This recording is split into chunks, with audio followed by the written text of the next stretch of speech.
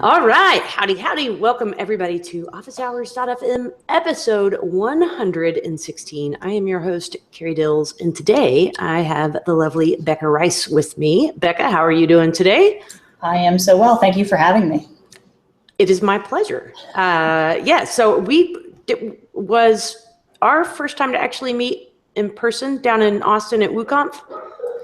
Yeah, I actually don't even know if we met up then, because I think we tried to catch up after the first day, and I think I arrived right after you left. Oh, okay. Well, then we tweeted back and forth. So I don't think we've had that pleasure yet. Apparently, I just enjoyed the conversation so much that in my mind, I had already shook your hand in person. Well, all right. Well, for those of you who are listening live, welcome. Love it when folks can tune in live because you get to ask questions, and you can tag those questions with hashtag OfficeFM, or if you're watching over on YouTube Live, which is now what Google Hangouts has become or is becoming, you can use the Q&A app. I believe that still exists. We'll figure it out. Which reminds me, I need to get the Q&A app on. For some reason, it's not showing in my Hangout window. Usually, Becca, there's always some sort of a technical difficulty on the show. And today the technical difficulty just appears to be that I can't even find where the Q&A app is. So never mind, don't use the Q&A app, or maybe use it and it'll just like pop up on my screen. Something magic will happen. Yeah, well, we'll see. Well, Becca, you are actually my last interview of season 2 of the podcast. So, oh, wow. I mean, no pressure. I was going to say that is a lot of pressure. Is it like the Game of Thrones last episode where like the one before this was really the good one, or are we like a real last episode? They're cliffhangers, all of them. Okay. All of them. Oh, all right. So we just kind of thank for next season then. Yeah, we just got to make sure we leave the people wanting more. They want more. So if you're catching this after the fact, well, you probably already know where to find the podcast. I was going to say you can always find the video archives at officehours.fm. And then if you just want the audio, you can subscribe over on iTunes or really whatever is the podcast player of your choice. With that, let's take a deep breath. And Becca, you're all over the WordPress ecosystem. I've seen your name for years on things, but for people that haven't gotten to know you, will you introduce yourself? Tell us a little bit about who you are and what you're doing. Sure thing. So I started using WordPress probably in 2008 or 2009 to build my own websites, as most people have. At that time, I was leaving college, starting teaching high school. And so I had used our own site to have an update site for our softball team. I was coaching the varsity softball team. And so that really got me introduced into WordPress and being able to manage my own site. We would post like game overviews and our roster and try to teach the kids how to manage it and stuff like that. So it was an interesting introduction because like you're thrown into all of these situations where you have to learn, like what is a plugin and how do I update my theme? So it was a great experience that I think as you go on, it's sometimes hard to keep in mind. As we all know, it's like, oh, well, just, you can just update this plugin manually. And everyone's like, what in the world are you talking about? So having that experience was great. Introduced me to WordPress. As I was teaching, I was maintaining my own class website. I was maintaining the softball website. And over time, my husband had started a company doing e-commerce plugins that's Max and Justin Stern had started SkyVerge. And so since I kind of knew how that worked already, it was like, okay, well, we need help. We have too much work for the two of us. Can you write like how to use a plugin and how to do this, how to do that with it? And so I kind of fell into doing that part-time. And as time grew, that became much more than a part-time job, as I think a lot of us have had that experience. And so it got to the point where it was like I had to choose now. And I was loving what we were doing. And the fact that it would give me a lot more freedom to travel and do some other things. So got involved with SkyVerge, have been working at SkyVerge for a few years, doing a lot of running the gamut of things, some junior development, managing sales copy, documentation, worrying about our user experience and all sorts of stuff, our website administration. And as we went on, people were also getting those questions that I had found myself about managing WordPress sites. We were getting with e-commerce specific focus. And so that was when we decided to start sellwithwp.com, which is a site that I also run that helps people learn how to manage e-commerce sites with WordPress. So I've been doing a lot of work at SkyVerge, a lot of work at sellwithwp.com. And to present day now, I kind of oversee our WooCommerce side of things on the SkyVerge business in terms of managing our plugin development schedule, testing, documentation, all sorts of stuff on that side. Interesting. So it got too busy over on SkyVerge, so you just decided, well, let's just make a whole other website where I have to produce content all the time. Yeah, it was interesting at that time because I had basically been working full-time at SkyVerge already. And it was like, okay, these merchants have so many questions and there's not really a good place for them to find a lot of specific answers. One of the ways that came about actually was from Max before he had started SkyVerge, was running an e-commerce site. And every time he would, he's hitting Google or Stack Overflow, right, as we all do, and trying to say, okay, so if I want to do this, is there a solution for it? Or like, do we have to go build this custom? Like, is there a way I can do this? And you get a lot of generic answers, like, here's how to improve your conversion rate, or, here's how you can track this, right? And those are not like specific a lot of the time. So the goal was, he's getting these questions, I'm getting these questions in our pre-sales queue, like, I just really want to achieve this. Can I do it with your plugin? And so it was like, you know what, we should put these resources out there so that it's available for people. So definitely kept us busy, even busier than we already were. But I think it helped a lot, both in terms of having good resources to point merchants to for questions that we were already getting. So kind of trying to standardize that knowledge a little bit, and to say, okay, let's try to promote trustworthy things too, especially as WordPress has grown and the e-commerce ecosystem within that. There's a lot of times where it's like, okay, so where should I go for plugins? Should I be going to Woo Themes or now WooCommerce, Code Canyon, WordPress.org? Where should I be getting these things? So it was kind of like, okay, here are authors we know of, or here's plugins we've tried, and these are things we'd recommend using. Awesome. Well, that's really smart on multiple levels, because you're educating your customer base, you're offloading support burden by putting those resources out there, and you're building that trust authority piece with putting out that content and linking to other great resources. That makes sense. Thank you for sharing on that. So one thing I'm curious about, I know that our discussion it would probably go all over the board today because you had so many interesting experiences. But I'm curious when you're getting all of these folks asking questions, whatnot. Have you found that any of that has driven the creation of a new product? Like, have you seen, oh my gosh, everybody's asking about this, and we don't have a plugin that does that yet? Yeah, absolutely. So there's definitely been times where that's happened. A lot of the early plugins actually that SkyVerge had built came out of running an e-commerce store. So the store that Max had been running himself was selling pharmaceutical products. And a good example is our cart notices plugin, which lets you say, hey, if you add $10 to your cart, you're going to get free shipping. Or if you order by 5 p.m., we'll be able to ship this today. And that came out of him having that need. And so as we built up our blog, which Justin was leading the effort on when that was started, until I slowly took the SkyVerge blog over from him, was on the developer side. A lot of developers would be asking him questions there. And as we built Sell with WP, a lot of merchants would be asking questions there. And so as we got those questions from both of those sides, it was like, okay, developers are having this problem, or merchants are having this problem. Can we take those problems and kind of unite them into a simple solution for people to use? So there's been tons of early plugins that came out of that. Another thing that they came from was some custom development as well. And so nowadays, while we don't do a lot of client work because we've really focused in on software products, that client work also gave us a lot of perspective and insight into those things that were edge cases with WooCommerce when it started, but are not now.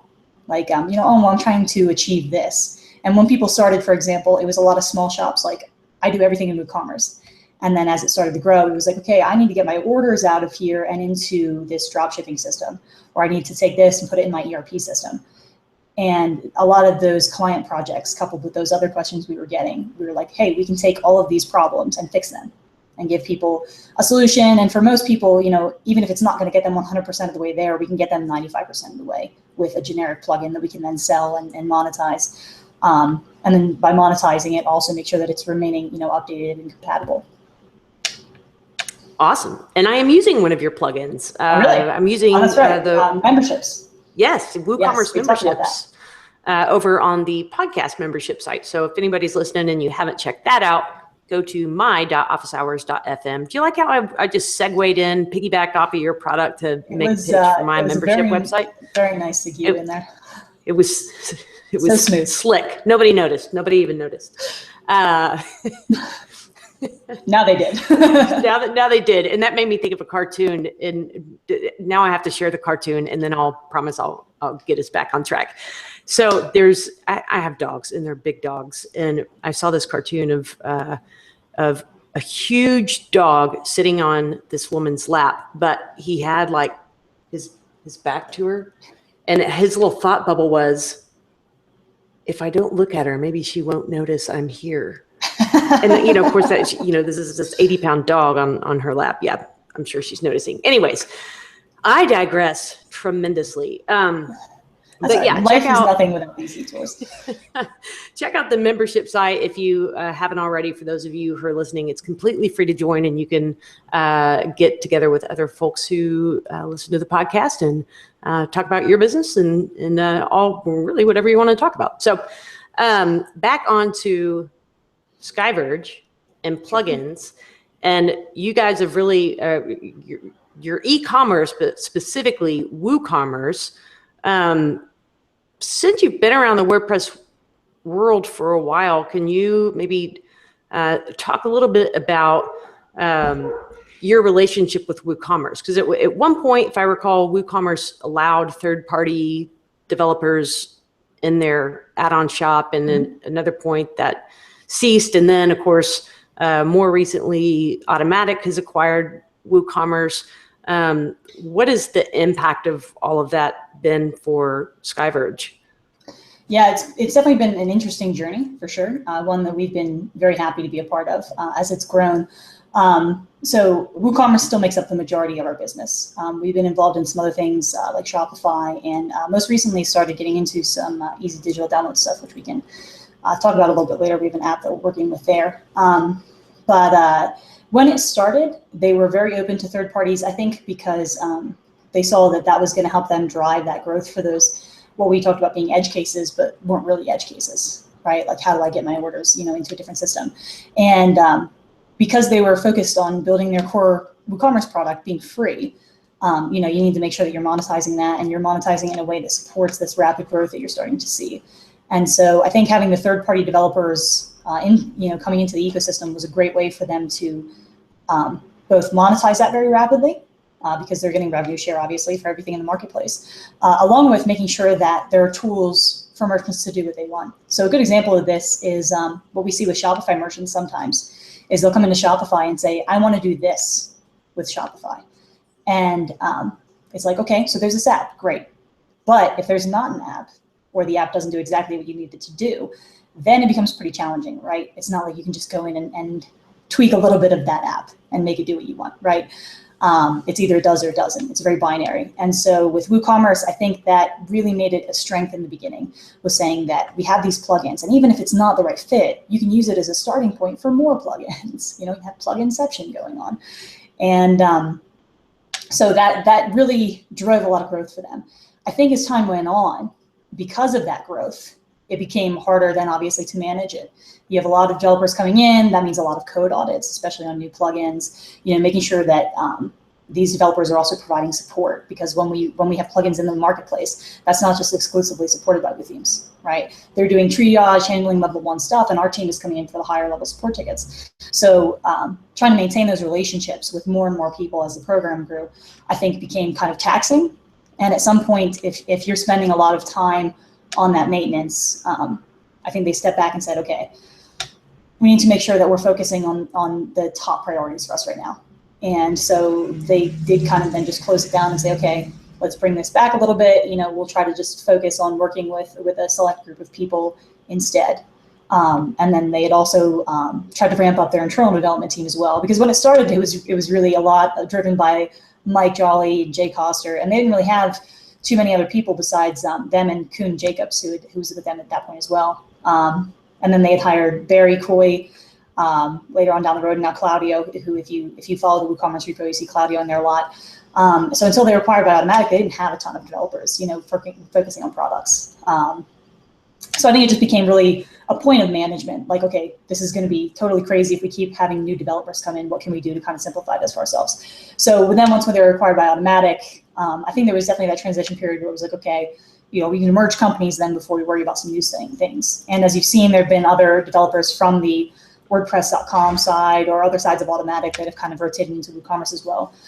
So I'm not sure if that will be opened up in the future or not, but being a part of that certainly has been interesting for us because we've learned a lot more about e-commerce as we've seen these problems that merchants face. And I think WooCommerce is unique in the respect that people try to do very different things with it because you can, versus Shopify or BigCommerce or other hosted platforms where if you want something custom, it's going to be very custom, as in like a whole app custom.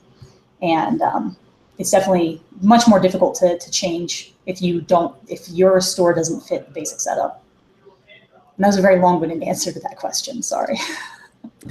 No, all good information. I support long-winded answers on the show. And this again, I'm going to say something that doesn't have to do with anything. But I don't think the wall behind your head works because it's been perpetually. It does not. Okay, it's like we were maybe I'm broadcasting at the wrong time, or it's been perpetually 8:50 for a while. It was driving me crazy when we first got to this place, and I looked up and I was like, no time has passed. Well, that's actually a great transition into talking about what you're doing now. So you and your husband have taken the show on the road, so to speak. Can you talk a little bit about that and feel free to share personally kind of what was behind that decision and how you found that impacting your running a business? Yeah, sure. So as of earlier this summer, beginning of this summer, went full nomad, not half nomad, and into traveling 1 to 2 months in different places. So after I had left teaching high school, it was pretty liberating to be like, I can go anywhere I want now. And that's not really a reality because it was like, you have to get good at being a remote worker. And at that point, I wasn't necessarily good at being a remote worker. You get so used to this routine of I have my office and this is where work happens and it doesn't happen at home and it doesn't happen here and it doesn't happen here. And so that transition was definitely a difficult one at first. I had like a home office set up and that was great. But then sometimes you find yourself like watching TV or playing video games or, just hanging out with people and you hear like your laptop in the other room, like I'm in here alone, you should be doing something. And it's just this really torn feeling that you're just like, I don't want to be doing this. I don't want to be torn between like, I feel like I should be working right now. And then when I'm working, I feel like, oh, I could be, watching TV, binge watching Breaking Bad or something right now. And so that transition started out in going to places for long periods of time. So 6 months, 9 months, up to a year in some different places. And that was great. Spent a lot of time in Boston, spent some time closer to home, would go somewhere else, come closer to home. And that was basically a lot of practice, right, in developing those routines and being a remote worker. And so it comes to the point now where like it's more like a mental space versus a physical space. It's like, okay, I can sit down and now I'm in my office mentally and I feel productive and I feel like I'm getting stuff done. And so when we got to that point, it was like, cool, we can go shorter trips, we can go on the road because like we have these routines. And as long as like I have a display, which is like my comfort blanket, I feel like I can get more work done. If I'm on just a 13-inch screen, sometimes it's a little hard, but again, mentally you kind of get better at zeroing in on what you're doing. So because of that, I think it really freed us up to spend 1 to 2 months in some different cities, go some different places. And the only thing that's difficult, as any developer will know, is time zones. So that's been our biggest problem so far is as we cross time zones, it's like, wait, so that meeting was at 11 a.m. Eastern. Is it 10 or 9? Where are we? I don't even know. So that has been fun to manage. But other than that, I think having had that extensive practice over doing longer trips made this more possible to still stay very productive. And like when you're working 40 50 hours a week, whatever it is that you're doing, you feel like you're getting a lot of stuff done in that week.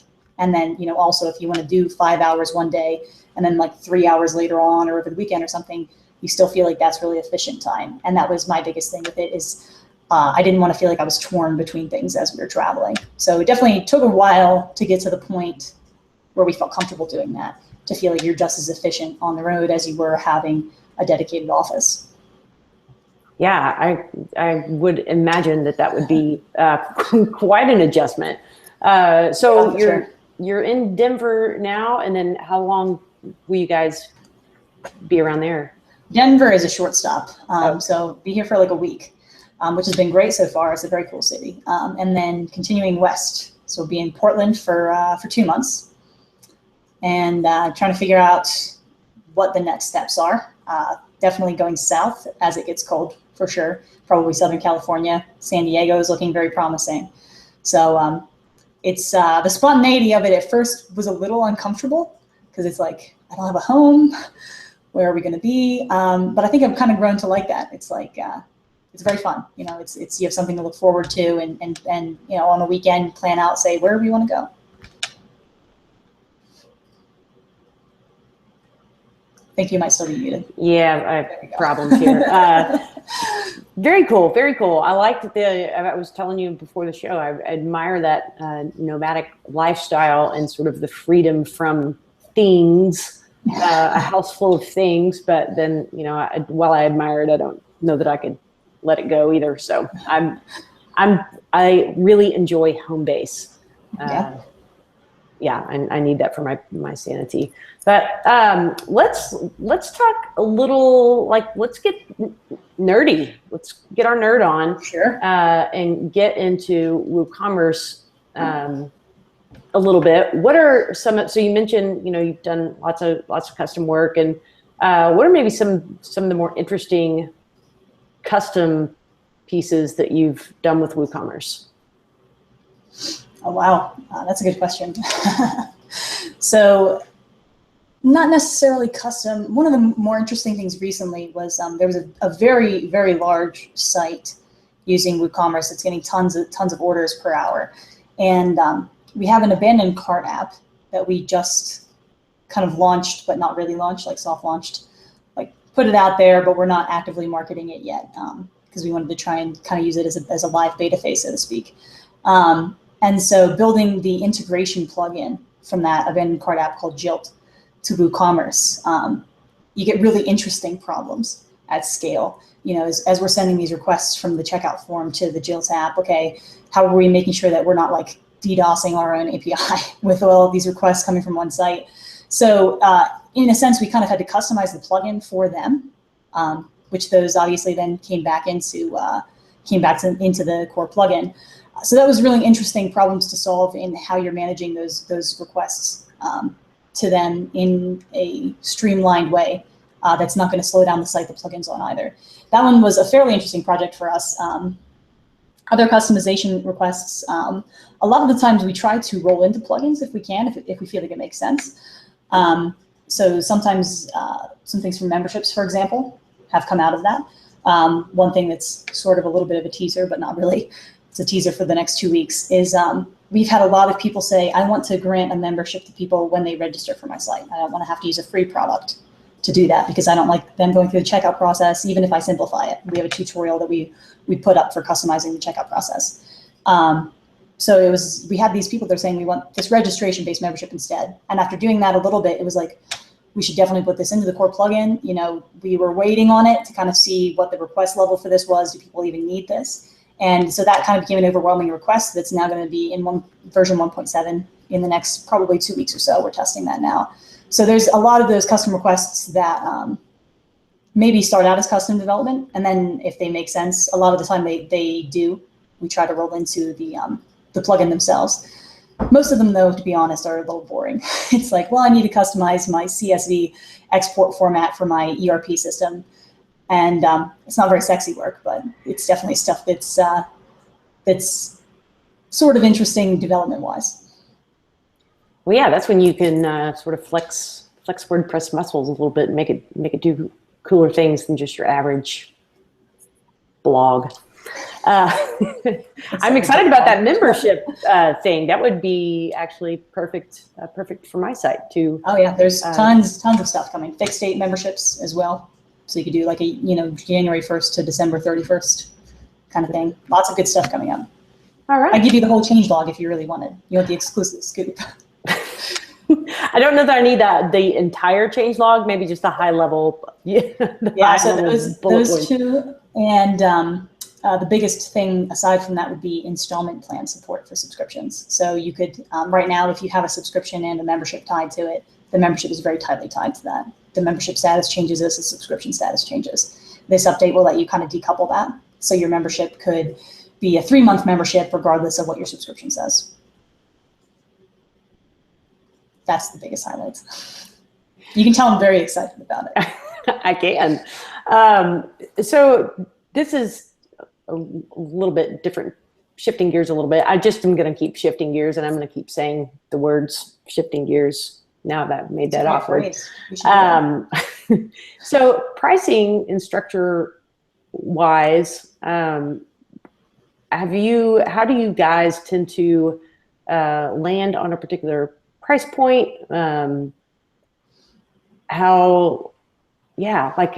had a lot of product developers on the show, and sometimes when I ask them, or actually the vast majority, when I ask, how do you determine what price to put in your products? They're just like, I just did it. You roll 4 dice and you see what they come up. Exactly. How did you guys go through that process? Yeah, so with most of ours, that's been interesting since on the WooCommerce side of things, a lot of our pricing is also a joint effort with the WooCommerce team, since they have tiers for a lot of the plugins we have. So typically, as we're building, we'll take a look at the feature set and also what we anticipate the maintenance burden being for the plugin. So for example, something like memberships, which is at a $199 price point, but has been on sale for $149 for the first year as it was kind of introduced. Obviously, that's got a high support burden, right? So that's going to have to be in the highest pricing tier just to make that viable for us to maintain in the long term, since it was a super expensive plugin for us to build. It's a super expensive plugin for us to maintain, right? So those are pretty easy ones to price. It's going to be a lot of money for you to maintain. For a lot of our smaller plugins, we kind of have our own internal formula that you would feel like is scientific, but isn't terribly scientific. It's more so, okay, what do we expect the sales volume of this to be based on requests we've seen on the Woo Ideas, support forums, other places. We try to ballpark what we think average monthly sales would be. Let's compare that then against what we anticipate being feature work, fixes, and support requests to be, and trying to balance them out to the point where the price here we're putting it in, $49, $79 is balancing out. So it's, for us, since we have those restricted pricing tiers to choose from, I think that it makes that a little bit easier for us. In terms of the Shopify side and our Jilt app, which I had mentioned earlier, that's freeform. You can do whatever you want there. So it's been more interesting there, kind of digging into research into what your competitors are doing, how you stack up with their features, same thing, your support analysis, how you think your burden is going to be for support and maintenance. And on kind of factoring that into the price for those as well. For our Jilt app, that was definitely an interesting one to try and price out because, first of all, the reason we love that app and the reason we're excited to bring it to WooCommerce, we've had it for Shopify for a while, is that it directly impacts your bottom line, right? If you're ever covering abandoned carts, that's money that you didn't have and now you have, which is amazing, right? And so it was, do we want to make this a monthly fee? Do we want that monthly fee to increase with your usage, as you're sending more emails? And the way we settled on that was, okay, what's the goal for people to get out of this app? Well, they're trying to recover more revenue. So let's try to align our price with that, where as you recover more revenue, you have like the flat monthly usage fee. And then instead of paying more as your store grows, it takes a small percentage of recovered revenue. So that way we're aligned with your store's goals and saying, okay, we want to help you recover more revenue. So what we do with that app is we come in and make suggestions for merchants on how they can improve their abandoned campaigns. As we have like a monthly analysis of their recovery rates and how they compare to the industry averages, and we try to improve them. So while that creates more of a support maintenance burden for us, I think that having that pricing that aligns with that makes us build a better product overall. So if you are trying to price things, I think that analysis is sort of a black art, right, of what you think your maintenance burden is going to be, because there's no way you can really know. The only reason we have a decent handle on it is just the volume of stuff we've done in the past, because we're still not very good at it, right, but we're better than we used to be. And then also trying to make sure that that pricing is in line with the benefit you think that your customers are going to get. And then higher. And then whatever you think it is, add a little bit. That is really awesome. I've never heard anybody talk about pricing their products based on some sort of a value that the clients or the customer is going to receive out of it. Cool. So yeah, especially in this space, I feel like the value they get isn't always necessarily as high, or sorry, not the value. The price isn't as high as the value they get. Because if you look at something like memberships, right, at $199 or $149, you know, the development costs of the initial V1 of that alone were probably higher than 60,000 at least, right? So it's like we had to know we had to make that back in the first year. So does that deliver more than $199 of benefit? Well, absolutely. If it didn't, we wouldn't be building it anymore, right? So with that generic product in mind, obviously, you know, you're not going to be charging like custom prices, but it's like sort of a balancing act. And especially when it's your first plugin, it's hard to do, you know, but don't be afraid to experiment with it either if you have direct control over the price. Yeah. Well, and I mean, not everything, I guess, would lend itself so obviously to kind of one-on-one. We help you, you know, recover X revenue. And so we're just going to take whatever percent is of that. But no, that's really an interesting way to think about pricing. Cool. Got a question here from Diane. She asks, if you have never touched WooCommerce, what's the best starting point? Oh man. So there's a couple levels we could answer that question on. The first would be as a merchant and then as a developer, I guess. So if you were a merchant, I could take a leak out of Carrie's book right now and say, go to sellwithwp.com. Go for it. Yeah, but I think that's actually probably not the best place to start, since it does get a little bit more into assuming that you've used the plugin before. I think WP 101 has a great introductory course on using WooCommerce as a merchant. So that was put together by Daniel Espinosa, who works with WooCommerce extensively in partnership with them. If you like learning via video. WooCommerce themselves also has a WooCommerce 101 video series. Ryan on their team does a great job of putting together explainer videos. So if you're trying to learn how to use the plugin itself, that's a great place to start.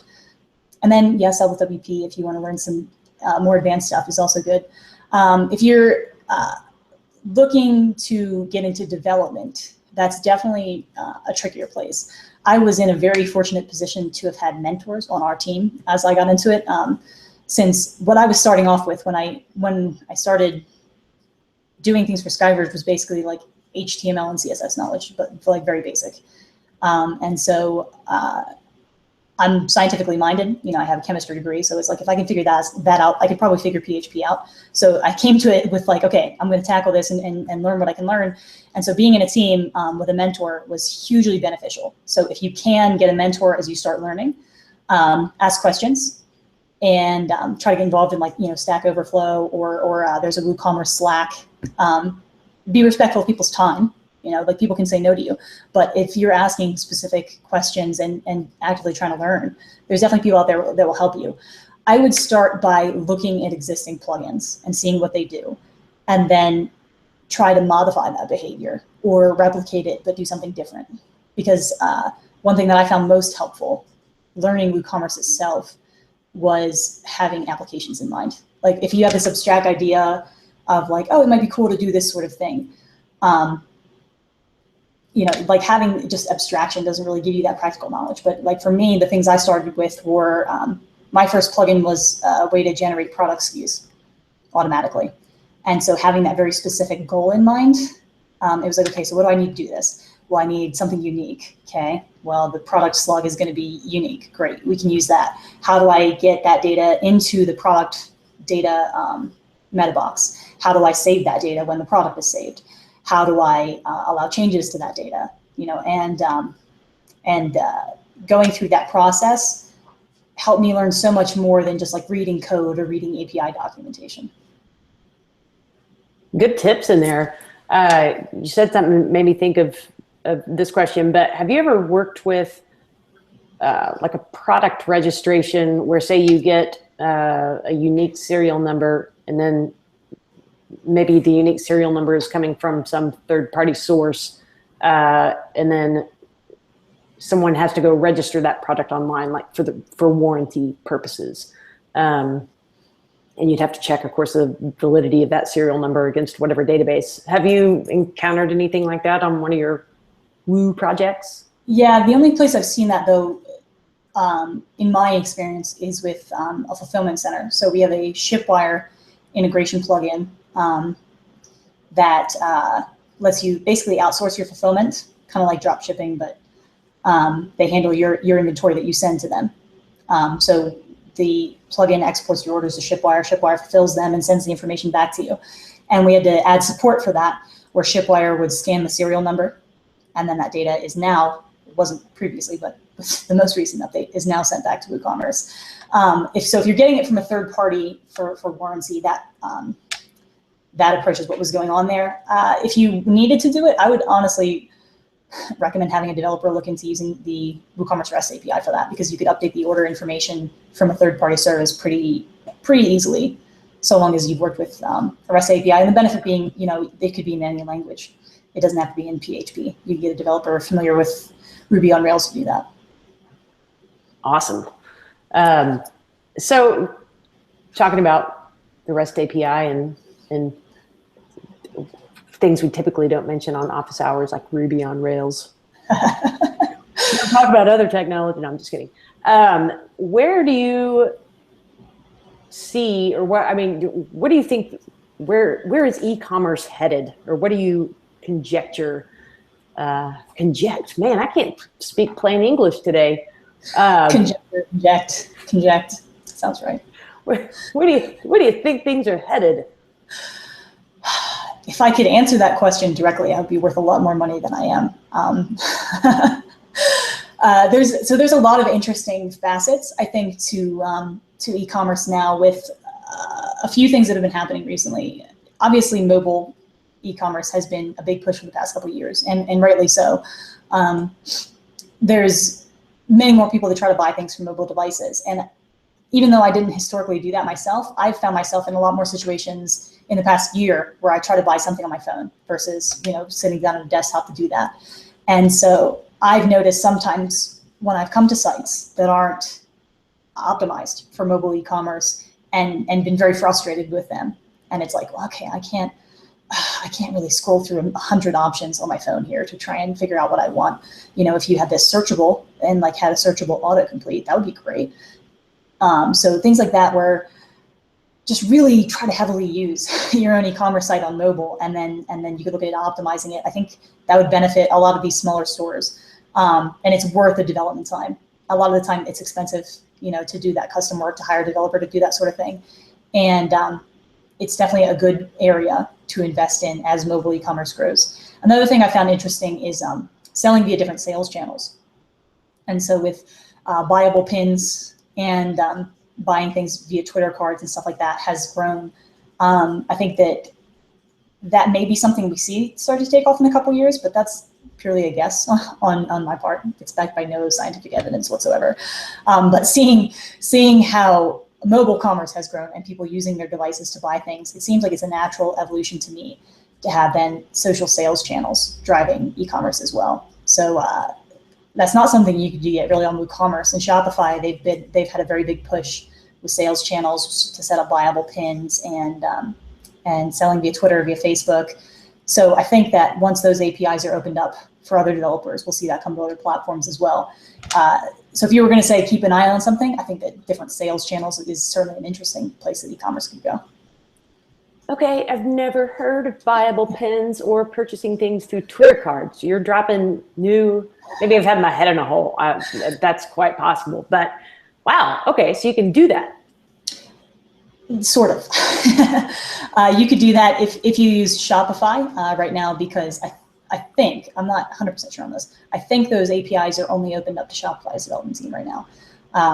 So I don't see them being private forever. I think that they would be opened up for people to build like a WooCommerce plugin that lets you, create viable pins on Pinterest. But yeah, if you do run across them, they are very hard to find in the wild so far, since not a lot of people do it. But Pinterest is huge for people, planning shopping and being interested in stuff, right? So it seems like a natural fit that if you like what you see on Pinterest, you can just click buy, and then that order gets just sent into your e-commerce system, and that way you can fulfill that order.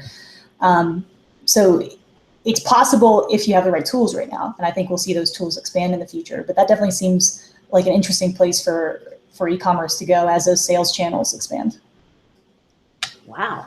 All right. Good stuff. Man, what do you think is in the future for anything else? I mean, let's roll out your crystal ball. So what about WordPress as a larger project? How do you, is it going to get forked? Is it going to, what do you think is going to go on with all the WP drama? Picture will be the picture in 5 years. Honestly, I feel like I have much less of a beat on that than I do the e-commerce side of things. Since you kind of get into that hole where you get so familiar in using a tool one way that you really have to step back, so that not, when you have a hammer, everything looks like a nail, right? And so you have to kind of step back and say, okay, WordPress isn't just used for e-commerce, how else is it used? And there's such a huge span of ways that WordPress is used as a website architecture outside of WooCommerce that I don't really know. I love the changes that you're seeing with the REST API. I wish that Ryan McHugh, if you're watching this, I hope this makes you happy.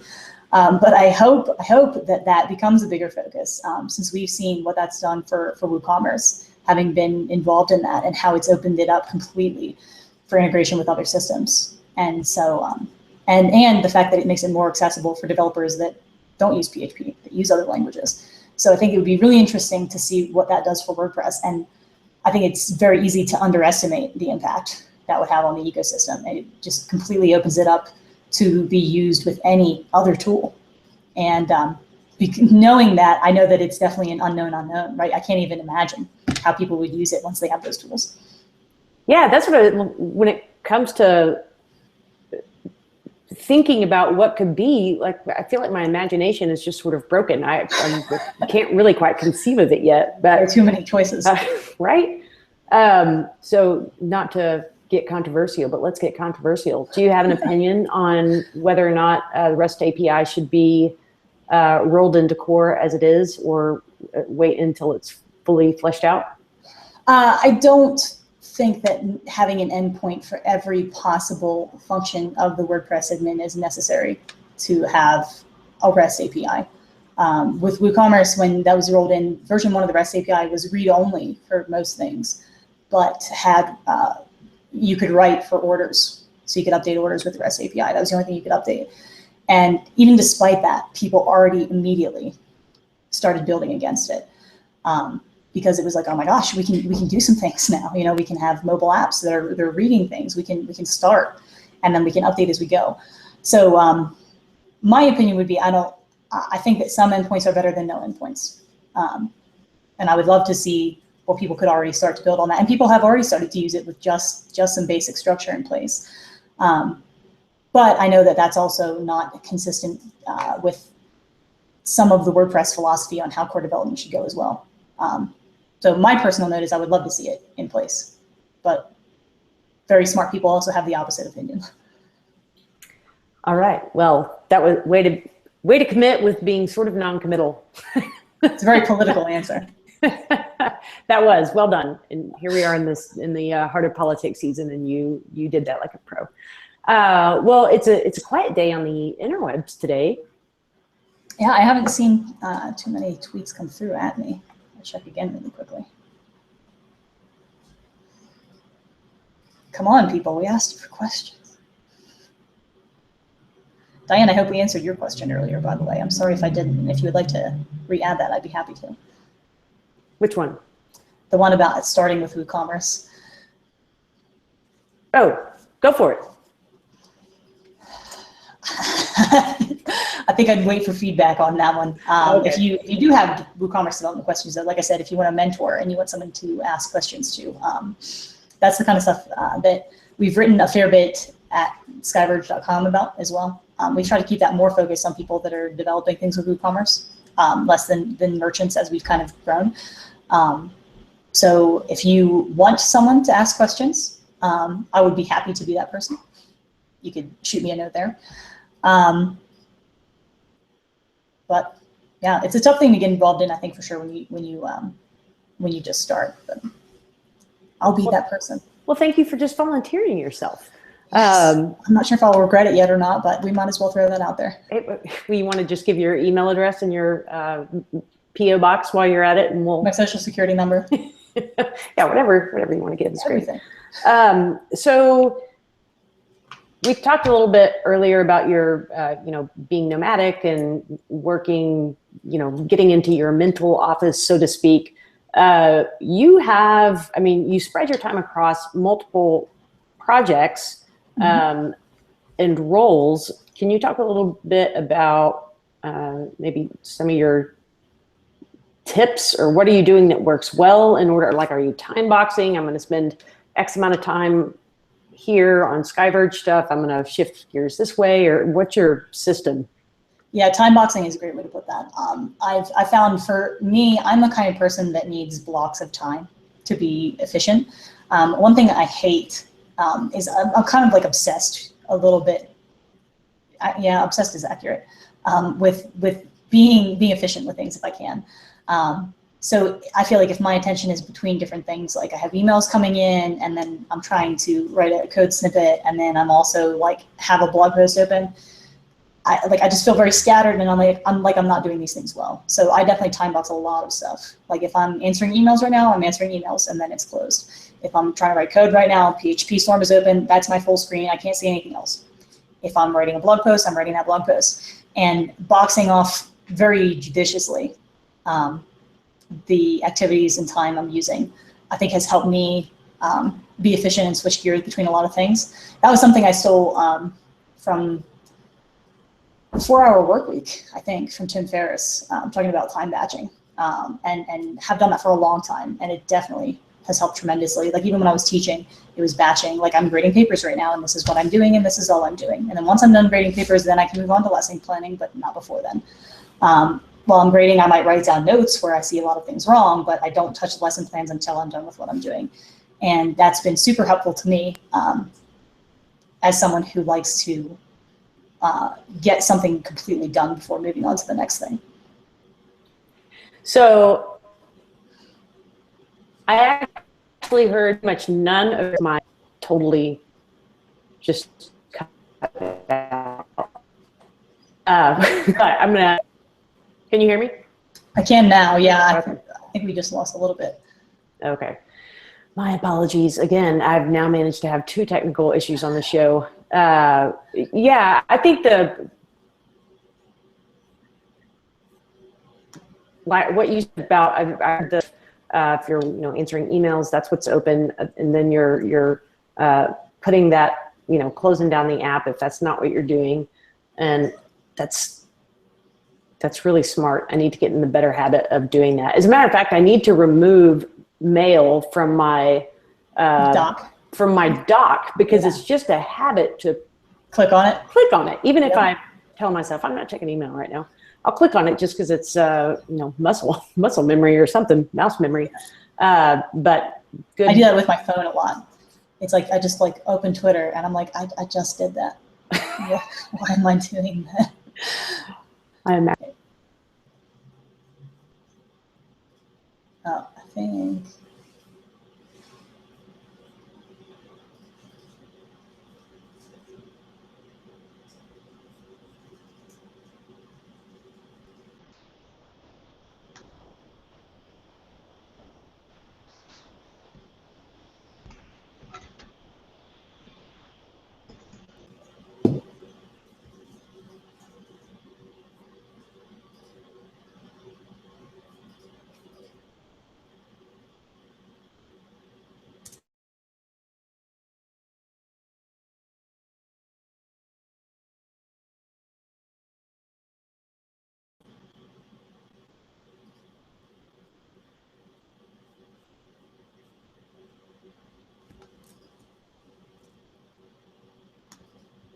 think I just lost my sound.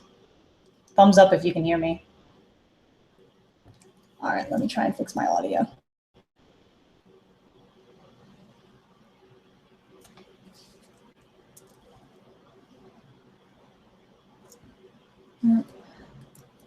All right, I think this is that thing where Chrome kills your audio sometimes, so I'm going to switch that really quick, and I will be right back in.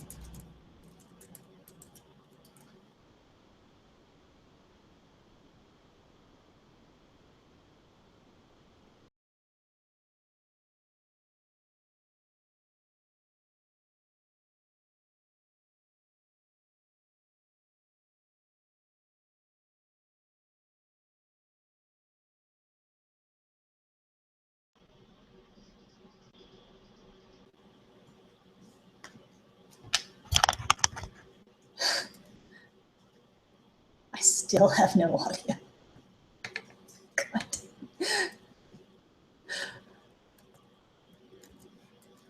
I'm going to move to Safari then. I will give that a try.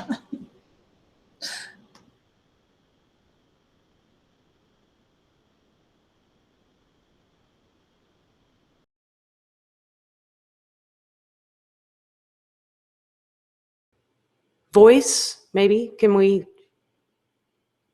Man, I've just taken this one off the rails.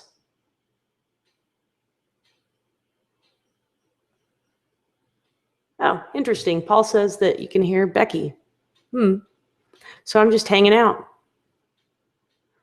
I might as well sing a song since you can't hear me. I get by with a little help from my friends. Beep, beep. Okay, well, since it appears that we're actually in the event that you can actually hear me, we're at nearly at the top of the hour anyway. So, man, many apologies, and well, I'll just go ahead and close it out here. But thank you for those of you who tune in and listen to the show every week, whether it's live or after the fact. I appreciate you tremendously. Looking forward to Season 3, switching things up a little bit format-wise. Going to try some new stuff. So if you're not already getting emails from me, head over to officehours.fm/subscribe.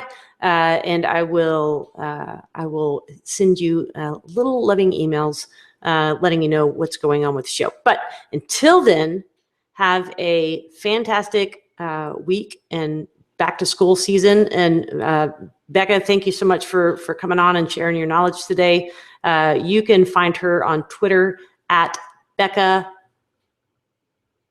Well, she's Beka Rice, wherever she goes, BEKA_Rice, and then also at BeccaRice.com. So thank you very much, guys, and I'll see you next time. Bye.